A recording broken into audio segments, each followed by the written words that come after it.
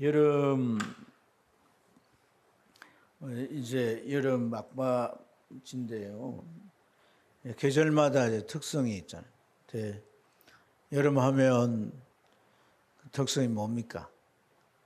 더위죠, 더위. 막 폭염에. 그래서 우리가 참 비수의 계절이라고도 하는데, 여름을 또 다르게 보면 참 뭐 여름이 장마나 태풍이나 뭐 이런 거로 인해서 농작물의 피해도 있고 또 뭐 여러 가지 이제 건물이나 또 뭐 사람도 이제 피해가 참 많이 일어나는데, 반면에 이제 여름의 다른 모습을 보면 여름은 모든 식물을 아주 급성장하는 성장의 계절이기도 합니다. 그러니까 더운 태양열이 내리쬐서 따뜻한 온기죠. 그리고 비가 자주, 그러니까 충분한 수분이 공급되는 거예요. 그래서 이것이 아주 이 식물의 성장에 절대적인 건데, 이런 식물들이 이제 이런 환경으로 쑥쑥 자라게 되는 거죠. 그래서 여름에 보면 나무들이 많이 자라 있고, 뭐 이제 들이나 이런 데를 보면 천지 풀이 가득 차 있어. 가을이나 겨울 때 텅 빈 그런 곳들이 다 이 푸르름으로 어우러져 있단 말이에요. 대성장이 중요한 것은 뭐냐? 열매인 거예요, 열매. 할렐루야. 성장하지 않으면 열매가 없는 거예요. 신앙도 성장해야 뭐가 있다? 열매가 있는 거예요. 열매는 내가 이게 열매입니다, 이렇게 열매가 되는 게 아니라 하나님이 받으시는 게 열매인 거예요. 그래서 너희가 열매를 맺으면 내 아버지께서 영광을 받으실 것이요. 할렐루야. 그런 신앙이 되면 너희들이 뭘 구하든지 내 이름으로 구하는 걸 다 받게 된다고 주님이 말씀하잖아요. 그래서 참 우리가 이 여름의 또 한 면이 성장이라는 것을 좀 이렇게 생각해 볼 때, 참 우리에게도 이 여름은 참 좋은 성장의 환경이었다. 오늘 한국 교회가 참 전 세계가 깜짝 놀랄 정도로 큰 부흥을 이루고, 곳곳에 비행기 타고 이렇게 내려오면 뭐 시내가 뭐만 보인다는, 십자가만 보인다는. 밤에 오면 전부 십자가가, 그렇잖아요. 높은데 이제 십자가를 세우는 다 보일 정도로 참 외국에서 온 사람들은 특이한 광경이 있죠. 그런데 이렇게 곳곳마다 교회가 세워지고, 저 시골 이런 데도 다 교회들이 세워지고, 어촌도 세워지고, 국민은 1,400만이면 뭐 5천만 해도 얼마나 많이 믿는 거예요. 그러니까 엄청난 수가 예수를 믿고 이랬는데, 그런 급성장과 놀라운 부흥 그 뒷면에는 특히 여름 시기에 성도들이 여름에 휴가를 주잖아요. 그죠? 그럼 어디로 가냐면 산으로 가는 거예요. 산에 가면 뭐가 있어요? 기도원들이 있잖아요. 산에 가면 다 이 산에 좋은 곳에다 기도원들을 다 지어놨어요. 그래서 기도원들이 아주 그 우거진 산 계곡 있고 물이 흐르는 그 옆에 기도원들을 지어놨기 때문에 그 기도원 가면 뭐 에어컨도 없어. 그런 시절이잖아요. 그야말로 이제 부채 하나 들고 가지만 그 산골에서 내려오는 그 찬바람이 시원한 거예요. 그러면 다 열어놓고 기도원에서 아주 특별 강사를 불러다가 연이어 막 집회를 하거든요. 집회 끝나면 어떻게 산속에 바위틈 이런 데 들어가가지고 막 기도하면 영적 체험들을 막 하면서 그 과정 속에 신앙이 쑥쑥 자라는 거예요. 하나님의 말씀을 배우고 깊은 진리를 일주일 내내 들으면서 하나님의 진리가 그 사람의 신앙관을 세우고 인격관을 세우고 가치관의 모든 삶의 그 양식에 대한 부분들을 다 이렇게 바로잡고 세워주면서 기도할 때 막 은혜가 와서 막 하나님의 그 큰 은혜를 받고 체험을 하고 이러면 기도 내려와 사람이 바뀌는 거예요. 이런 이 변화의 열매들이 참 풍성했던 시절이 계절 가운데 여름인 거예요. 여름. 예. 요즘도 우리가 청소년들이 여름에 수련회 가잖아요. 방학 기간이라고. 그 걔네들은 며칠간 집중해서 말씀을 듣고 재밌는 놀이도 하면서 신앙이 성장할 좋은 기회인 거죠. 주일날 이렇게 예배에 잠깐 참석했다 가는 걸로는 성장이 어려운 거라. 그래서 참 이 여름을 생각하면 이 성장이 좋은 계절이고 영적 성장의 환경을 만들어줬던 그런 이제 시기였다 이런 생각을 하게 됩니다. 오늘 우리가 주님의 말씀을 같이 읽었는데 이 말씀 속에도 말씀은 이제 계자시 비유입니다. 계자시 비유인데 이 말씀 속에도 이 성장에 대한 교훈이 담겨 있어요. 그래서 오늘 같이 좀 나누면서 오늘 이 계자시를 통한 좀 비전을 저와 함께 갖기를 주의 이름으로 축복합니다. 예수님께서 갈릴리 바닷가에 가셨어요. 예수님이 어디 가서 조금 계시면 사람들이 소문을 듣고 막 몰려들기 시작하거든요. 사람들이 점점 많이 모여들었어요. 그래서 그 부둣가에 사람들이 앉을 수 있도록 해놓고 예수님은 배를 타고 조금 띄워서 그 사람들에게 말씀을 전했습니다. 말씀의 주제는 하나님 나라예요. 하나님 나라. 하나님 나라는 이러하다.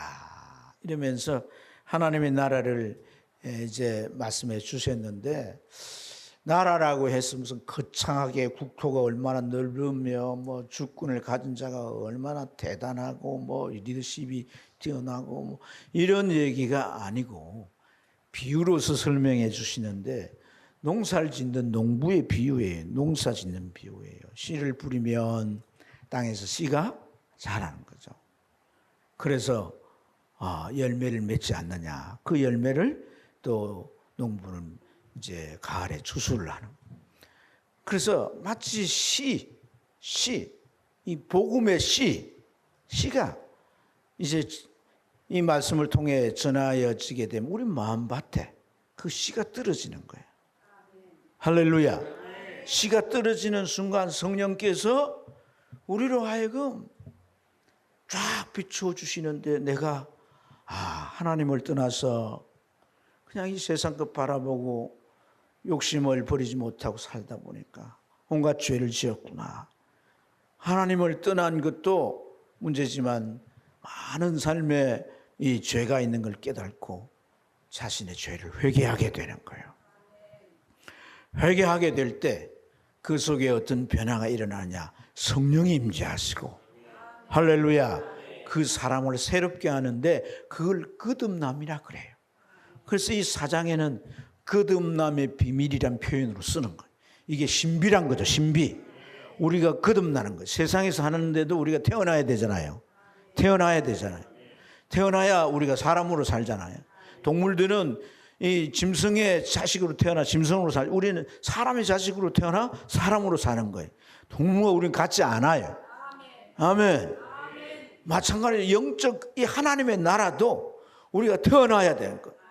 영적으로 태어나야 되는 거예요. 본어게인이 돼야 되는 거예요. 그러니까 태어나야 영적인 이 거듭남 이게 있어야 우리가 하나님의 나라가 열리고 그 세계의 삶을 살게 되는 것인 줄로 믿습니다. 자, 이런 걸 주님이 쭉 이렇게 말씀을 해 주시면서 예수님께서 이 모인 사람이 이참에 더 뭔가를 좀 가르쳐 주고 싶었던 거예요.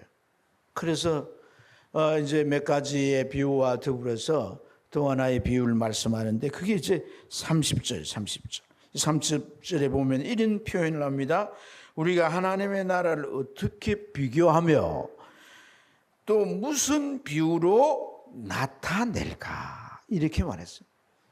하나님의 나라를 주님께서 말씀해 오셨지만 또 어떻게 비교를 해서 이 하나님의 나라가 이렇구나 하는 걸 잘 알 수 있도록 그래서 그 비교하는 걸 비유를 써서 그 비교가 뚜렷해지도록 나타낼까. 예. 그러니까 어떤 비유의 내용을 이 찾는 그런 이제 순간에 하신 말씀이라고 할 수가 있는 거죠. 그런데 주님 눈앞에 딱 보여지는 게 뭐예요? 겨자식물입니다. 겨자식물. 그래서 그 겨자식물을 보고 주님은 이제 이 겨자의 비유의 말씀을 이렇게 이제 하시게 되는데, 하나님 나라는 말이야, 저기 봐. 저희 이 겨자씨 저 식물, 겨자식물과 같이 저게 땅에 심겨질 때는 모든 식물씨보다 작지만은 심겨진 위에는 이게 점점 자라가지고 그 가지에, 이 가지가 막 뻗어서 가지에 새들이 크게 깃들어져서 시고 가고 그 겨자씨 열매를 따먹고 가고 그런다. 이렇게 주님께서 하나님의 나라를 비유로 말씀하십니다. 그러니까 주님께서 이 말씀을 통해서, 이 겨자씨 비유를 통해서 그 씨가 작다는 거죠. 씨, 모든 씨보다 작다는 거예요. 이 작은 씨지만 땅에 심기워지게 되면 이게 자라가지고 점점 자라는데, 이게 어느 정도 자라냐면, 보통 이 식물들, 풀이나 이런 게 자라면 얼마나 높이 자랄까요? 얼마나 높이 자랄까요? 자라봐야 뭐 20, 30cm 아니면 50cm, 커봐야 1m예요.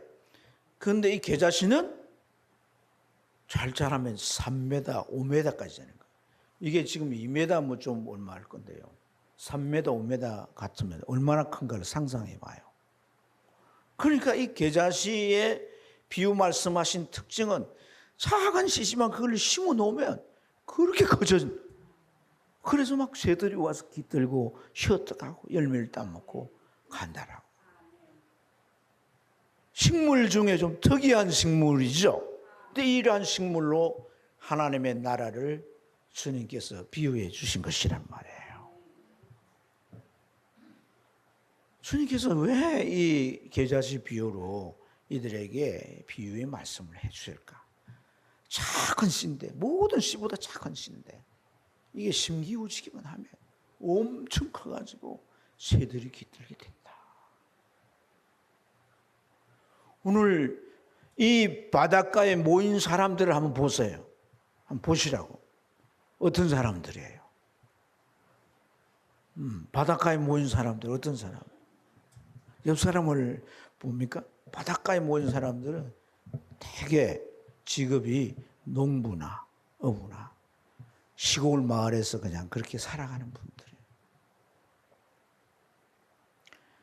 또 아낙네들도 그냥 동네 총각하고 눈 맞아 결혼해가지고 애 낳고 살림 살고 이렇게 사는 사람. 이 사람들은 어찌 보면 한 평생 이 자기 동네라고 하는 이 커뮤니티를 떠나지 못하고 해왔던 일 계속 하면서 반복된 삶을 살다가 어찌 보면 무료한 인생으로 끝날 만한 삶. 제자들은 어때요? 제자들 다르지 않습니다. 이들도 어부 출신에다가, 그렇죠?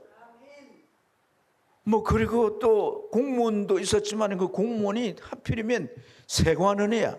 그때 세관원은 온 이 유대인들이 다 손가락질하고 미워하는 그런 매국노라고 그렇게 말하는 사람들. 왜냐하면 세금 받아가지고 그 이제 지배하는 지배국인 로마에 갖다 바치고 나머지는 지가 먹는 거예요.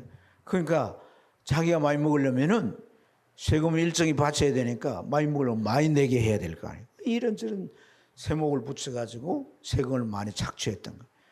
이 민족의 피를 빨아먹는 놈들이라고. 그런 사람들이니까 참 어찌 보면 이들이 무엇과 같다? 겨자씨 같은 거예요. 겨자씨. 뭐 같다고요? 겨자씨. 겨자씨는 잡풀에 뭐 포함되는 거예요. 잡초. 씨도 작고 보잘것없는 이 겨자씨 같은. 그렇지만은 나의 정원에다가 너희들을 심겠다는 거예요. 하나님의 나라라고 하는 나의 정원에 너희들을 심게 되면 너희들이 자라는데 쑥쑥 무럭무럭 자라가지고 3m, 4m까지 자라게 된다. 천사들이 너희들이 깃들어서 쉬고 간다는 거예요. 이 겨자씨 비전인 거예요. 비전. 아멘. 여러분, 이 제자들이 이런 말씀을 들을 때에 어떤 생각이 들겠어요? 저는 이 말씀을 들을 때 한 두 가지 마음에 생각이 들지 않았겠는가? 예. 하나는 겨자씨라고, 그러니까 자, 하나님의 나라는 하나님에 관한 의미잖아요, 그죠? 근데 겨자씨는 누구에 관한 의미예요? 바로 그들 앞에, 예수님 앞에 있는 그들에 대한 의미잖아요. 그들을 지칭하는 거잖아요. 그러면 겨자씨가 누구란 얘기야? 겨자씨가 그 모인 사람들을 해당하는 거지 않습니까? 근데 겨자씨는 모든 씨보다 크다 작다? 너무 작다는 거예요. 그 말을 들을 때 뭐 걸리는 사람이 있을 거야. 작다, 겨자씨 같다. 이 말 할 때 이미 약간 기분이 나빠지는 사람도 있을 그런 거예요. 야, 너 크다, 너 대단하다, 너 위대하다, 너 훌륭해. 이래야 기분이 좋지. 너 작아, 너 정말 보잘것없어. 너 뭐 겨자씨만. 우리나라 말로 하면 작은 걸 어떻게 표현해? 눈곱만 하다 이러잖아요. 겨자씨가 진짜 눈곱만 해요.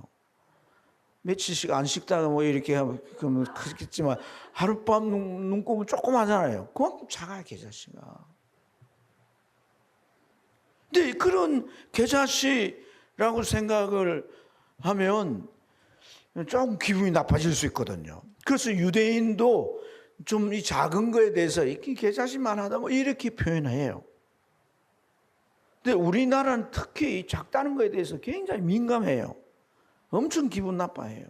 그래서 뭐든 다 크다고 표현해요. 우리 국호도 뭐예요? 대한민국 그러잖아요. 그렇지 않습니까? 국호가 대한민국 이러지만 옆에 저 일본 뭐 우리나라 침략하고 막 그 일본 절반도 안 되잖아요. 그 위에 저 북한군 하고 막 밀려 내려와가지고 반동가리 만드는 이 중국, 이 중공군 있는 중국에 비교하면 우리나라는 한 성에 못 미치예요. 중국 한 성에 몇 억 사느냐면 3억 4억 살아요. 그런 성도 있어요. 한 성에도 비교 안 되는데 대한민국이라는 거예요. 나라를 다스리는 사람을 보고 뭐라고 그래? 대통령이. 아이들 학교 보냈는데 이제 최고 학교 학부를 뭐라 그래요? 대학교. 영어로는 유니버시티 그러는데 전체 또는 또 이제 고등학문 그런 의미예요. 근데 우리는 뭐 대자를 얼마나 좋아할지 몰라. 큰 집은 대거리라 그러고 뭐. 심지어 말이지 남자들은 술 한잔 마시면서 대포 한잔 하러 가세 뭐 이러면서 이제 이렇게 대자를 그렇게 좋아. 왜 자꾸 이렇게 크게 표현할까요? 사실 자기 안에 내세에 대한 열등의식 때문에. 자기 안에 열등의식이 있으니까 막 크게 표출을 하고 이러지만 사실 더 중요한 것은요. 자기를 그대로 보고 그대로 인정하는 겁니다. 아멘. 자기를 액면 그대로. 사진을 그거는 그대로를 보여주잖아요. 마치 그와 같이 그대로를 볼 수 있어요. 특히 성장에는요. 그대로를 인정하는 것이 참 중요합니다. 자기의 지금을 인정하지 아니하면 성장은 이루어질 수 없어요. 자기를 진솔하게 있는 그대로를 보지 않고 스스로 포장해서 난 됐다. 그렇게 생각하면 그 사람에게는 결코 성장을 기대할 수가 없는 거예요. 나를 자세히 들어볼 때 내게 약점이 있고 문제점이 있고 부족한 부분일 때 그것이 내 안에서 결핍으로 작용할 때 우리는 성장을 위해 꿈틀거릴 수가 있는 거예요. 할렐루야. 할렐루야. 여러분이 혹 세상에서 뭐 인정해주고 또 크다 여길 수 있는 것들이 있을지 모릅니다. 그러나 그런 부분도 하나님 앞에서 내세울 것이 될 수가 없습니다.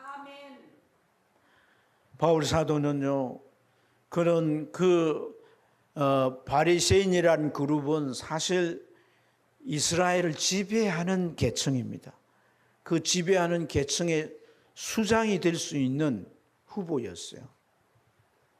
바울 사도가 학문도 고루 갖추었고 열정적이고 시도력이 충만했습니다. 그가 다메섹에 주님 만나고 그 이후에 그는 무슨 고백을 합니까? 빌립보스를 통해서 그는 그렇게 고백합니다.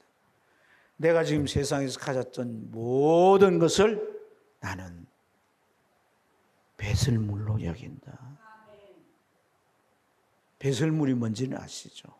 그리고 나는 예수 안에서 발견되기를 원한다. 아멘. 예수 안에서 새롭게 발견되기를 원한다. 고린도후서 5장 15절. 그리스도 안에 있으면 새로운 피조물이라. 이전 것은 지나갔으니 보라 새롭게 되었도다.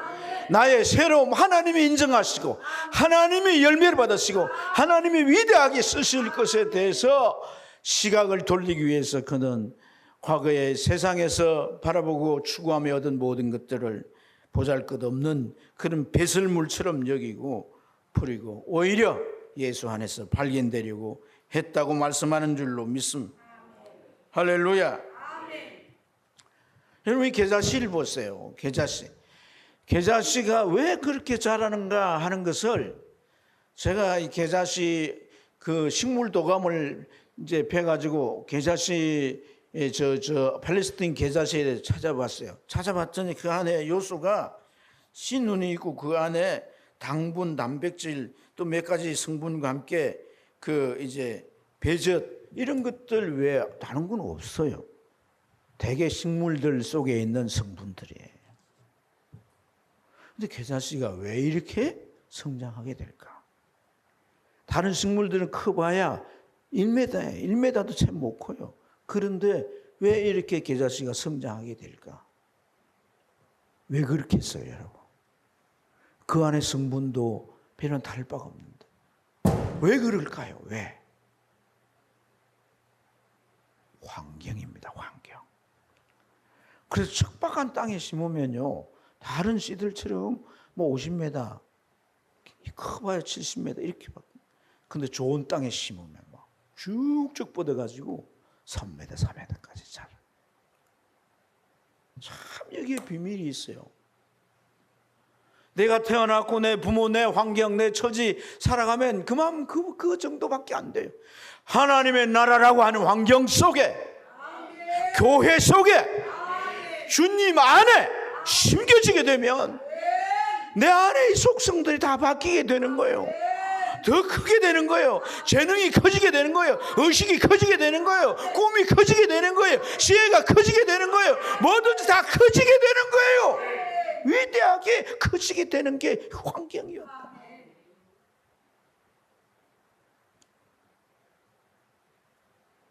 주님은 그런 비전을 가지고 너희가 내게 심겨지면 저 계사지처럼 위대한 인생을 살 수 있다. 내 안에 심겨져 자라란 거예요. 할렐루야.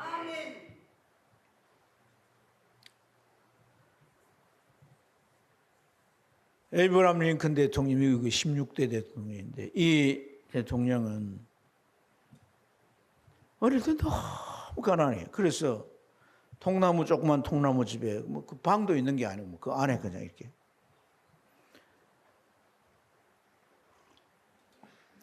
너무 가난해서 학교를 보내주지 않고 공부를 못했어요. 하지만 어머니가 그를 깨우치고 성경을 읽게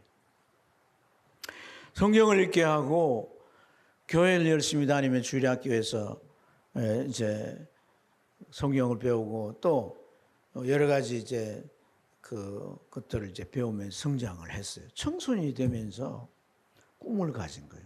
누가? 아브라함 링컨. 뭘 잘하면 칭찬을 해주고 이러니까 기분이 좋은 거예요. 근데 그 이후에 그가 어떤 꿈을 품느냐 하면 내가 당연한 일을 해서 칭찬받는 것보다 할 수 없는 일을 해야 할 그 이상의 일을 해서 칭찬을 받자. 당연한 일을 해서 내가 해야 될 일을 해가지고 칭찬받는 게 아니고 해야 할 일 그 이상을 해서 칭찬을 받아야 되겠다. 그걸 자기 인생의 모토로 삼고 그런 사람이 되기 위해서 난 뭘 해야 될까를 생각하는 중에 그가 변호사를 꿈꾸게 되고 변호사가 되기 위해 공부를 하는 거예요. 그래서 사법고시에 합격을 하고 첫 변호사가 돼가지고 뭘 했느냐. 자기 마을에 돌아와가지고 가난하지만은 참 가난하고 못 배우고 하니까 억울한 일을 당한 사람들이 마을에 많이 있을 때요. 그들을 위해서 법정에서 변호를 해주고 그들의 그 피해를 보상해 주는 일들을 하게 된 거예요. 그걸 하고 그는 돌아와서 내가 어린 시절에 꿈을 꾸었던 그 일을 내가 이루었다. 그리고 그 일에 대한 체험이 주는 기쁨이 무엇인지를 내가 깨달았다. 그리고 그는 정치 세계로 들어가서 대통령이 되고 대통령이 돼서 똑같은 일을 하지 않고 뭐 합니까? 노예를 해방하는 일을 했다. 그게 바로 어릴 때부터 선생님을 통해 성경을 배우고 어머니를 통해 성경을 배우고 그 안에서 자라난 그런 꿈과 가치와 자기 인생을 계속 그 선한 영향력을 위해서 살아간 삶에 미국에서 가장 위대한 대통령으로 그렇게 하나님 앞에 쓰임받은 것인 줄로 믿습니다. 사랑하는 여러분, 오늘 주님께서 이 32절에 이 계자씨가 자라면 공중의 새들이 그 그늘에서 깃들이게 될 만큼 된다라고 말했습니다. 이게 이제 그 계자씨가 식물인데 2월이면 그 씨가 이제 뿌려지고 사람이 뿌리기도 하고 왜냐면 그 기름을 짜 쓰기도 하고 약품으로도 쓴대. 그래서 이제 하는데 5월쯤 되면 이게 이제 계절 식물이니까 슬슬 마르기 시작하는 거예요. 식물이 힘이 없잖아요. 그런데 마르면 이게 나무 가지처럼 단단해지는 거예요. 식물이 앉으면 식물이 주저앉아 버리니까 새들이 근데 이게 굳어지니까 딱딱하게 나무 가지처럼 되어지니까 새들이 깃들일 수가 있는 거죠. 네. 그래서 많은 새들이 그 깃들여서 막 짹짹거리면서 그 이제 계자 씨를 먹기도 하고 막 이러는데 그게 그냥 팔레스타인 들이나 밭이나 이런데 흔히 있는 계자 씨의 모습이에요. 네. 그러한 모습을 통해서 주님께서 그 비유를 말씀하시면서 중요한 교훈이 뭡니까? 자라면 첫째 심기 좋은 땅에 심겨져서 자라면 그런 결과가 이루어진다는 거예요. 사랑하는 여러분, 오늘 우리가 예수 안에 심겨져야 될 줄 믿습니다. 예수 안에 내 안에 예수 계십니까? 구원 받으셨습니까? 예수가 확실히 계셔야 돼요. 사람이 나이 들어가 치매가 와요. 자식도 못 알아봐요. 그런데요, 놀라게 예수님이 누구세요? 예수님이 나의 구주지. 나를 구원한 분이시지. 내가 곧 예수님에게 갈 거야. 할머니가 그런 거야. 지 아들도 못 봐. 딸도 몰라. 누구세요? 이러는데 예수님이 누구예요? 예수님이 나의 구주지. 구원받은 사람. 삶이 어렵다고 힘들다고 막 나 예수 안 믿겠다고 교회도 안 나가겠다고 그런 참으면 전혀 다른 거야. 인이 박히듯이 내 속에 예수 그리스도께서 자리 매김해요. 그분이 내 안에 온전히 들어오셔. 그분 닮아가는 삶이 되고 그분처럼 살 수 있어야 돼요. 주님이 뭐라고 말씀했습니까? 내가 너희를 내 제자로 삼았다. 이제 너희들은 믿음을 가져라. 내가 한 일, 그 대단해 보이냐? 나보다 더 큰 일을 할 수 있을 것이다. 주님께서 바로 이 계시다시피 비전을 가지고 계신 분이었어요. 이스라엘 백성들이 저 바빌론의 포로로 잡혀갈 때 하나님의 종 에스겔은 이제 이들이 돌아와서 이룰 그 비전을 말씀하시는데, 그 비전의 내용이 뭐냐면 에스겔서 17장 22절부터 23절의 내용이에요. 백양목 꼭대기에 연한 가지를 꺾어 높고 뼈난 산에 심게 되리라. 그 가지가 무성하고 열매를 맺어서 아름다운 백향목을 이루는데 각양의 새들이 그 가지에 와서 깃들이게 된다. 예수님에 대한 비전이에요. 할렐루야.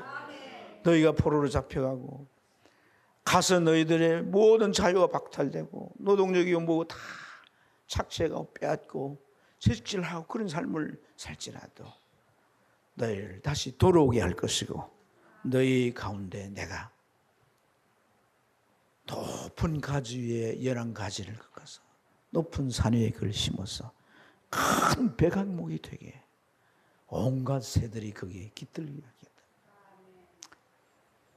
예수님께서 바로 이 계자씨 같은 비유를 이루신 거예요. 육신적으로 보세요. 마구간에 태어났잖아요. 아멘. 가난한 목수집에 성장했어요. 인간적으로 보면 주님이 계자씨 같은 거예요. 그런 주님께서 참 계자씨 같은 우리를 부르셔서 자기가 만드신 그 하나님의 나라 정원에 심으시고 물을 주는 거예요. 무슨 물? 진리의 생명수를. 할렐루야. 하늘의 생명력이 그 안에 자라게 되는 거예요. 그 자람은 세상의 성장과 비교할 수가 없는 거예요. 그리고 그걸 통해 이루어지는 일은 위대한 일이 되는 줄로 믿습니다. 새가 깃들인다는 건 두 가지 의미가 있는 거예요. 하나는 하나님의 천사들인 거예요. 위대한 일을 이루시게 되는 줄로 믿습니다. 또 하나는 많은 영혼들이 찾아와서 복음의 진리를 듣고 구원받는 위대한 역사를 이루어가는 것인 줄로 믿습니다. 그래서 여러분, 주님께서 참 이 비전이 그 안에 가득 차 있었기 때문에 3년 공생애를 통해서 그는 하나님의 나라 안에서 이루어지는 일이 무엇인지를 잘 보여주셨어요. 주님은 제자들을 부르실 때 세상에서 소외되고 하찮은 직업을 가지고 그냥 희망도 꿈도 없이 사는 사람들을 주님은 제자로 부르셨어. 그 안에 큰 꿈을 심어주시고 그 제자들은 세계 방방 곳곳에 복음을 전하여서 하나님 나라를 확장시키는 그런 위대한 사역을 감당하신 줄로 믿습니다. 주님께서 사람들 가운데 많은 병자들 또 장기들 세리들 이런 사람들의 친구가 되셔서 그들의 가치관을 바꿔주시고 새롭게 하시고 변화를 일으켜 주시고, 여러분 나사로의 누이 동생 마리아는 사실 장기였어요. 그러나 그 여성은 완전히 개가천선하고 하나님 앞에 새롭게 변화된 줄로 믿습니다. 지난주일 오후 시간에 우리가 라합에 대한 말씀을 들었잖아요. 라합이 여리고 성 주민이었잖아요. 그런데 이스라엘 정탐꾼을 숨겨주고 보호해준 그 결과로 나를 살려달라, 내 가족 살려달라 해서 이스라엘이 그 여리고성을 무너뜨리고 쳐들어왔을 때 살려주게 됩니다. 이스라엘 공동체 안에 들어와 살죠, 라합이. 그렇죠. 그런데 라합이 시집을 갔어요. 라합이 무슨 라합이야? 라합이 무슨 라합이에요? 기생 라합이죠. 시집 갈 수 있어요, 없어요? 너무 박철하게 말씀하세요. 그거 그래 없을 수 있죠. 그런데 그 라합이 누구랑 결혼했다고? 살래살대 하다가 살몬하고 결혼해. 살몬하고 해. 살몬이 누구예요? 유다 지파에 빼대 있는 가문의 자손이에요. 유다의 리더가 되는 인물이라 이 말이에요. 아멘. 아멘. 그런데 그 기공자하고 결혼을 할 수 있어요? 했다면 어떻게 했겠어요? 180도 바뀌었다는 거예요. 과거에 그가 기생이었다는 걸 전혀 알 수 없을 만큼 언어도 표정도 태도도 삶도 모든 처신이 다 바뀌었다는 거예요. 그게 하나님 나라 안에 심겨진 거예요. 변화될 때. 처음에는 손가락질하고 그랬죠. 저 기생이었대. 예루살렘 있잖아요. 기생이었대. 옷은 팔고 술 팔고 기생이었대. 우물가 빨래를 못해. 가면 소곤소곤하면서 눈치를 주고 막 이래요. 그렇지만 변화된 거예요. 변화되고. 그래서 그 집안이 다 받아들일 수밖에 없는. 그리고 여러분, 나중에 바로 그 계보를 통해서 누가 태어나는 거예요? 다윗이 태어나고 그 계보로 예수님이 오시는 거예요. 할렐루야. 할렐루야. 다윗의 정주목거예요. 하나님의 나라 안에 심겨지는 거. 쉽게 말해서 교회 안에 심겨지는 거. 주일날에 예배를 하나님 말씀을 배우고 우리가 기도하고 이런 모든 영적 활동 속에 우리가 자라나는 거예요. 교회 안에 잘 심어지길 바랍니다. 심어지길 바랍니다. 깊이 뿌리를 팔방으로 뻗어내려가 물가에 심겨준 그런 정말 시냇가에 심겨준 나무처럼 가뭄이 와도 자라가는 그런 은혜가 있기를 축원합니다. 그걸 성장하면 하나님 우리 인생을 통해서 위대한 일들을 이루시게 될 줄 믿습니다. 이런 복이 여러분의 있기를 축복합니다. 축복합니다.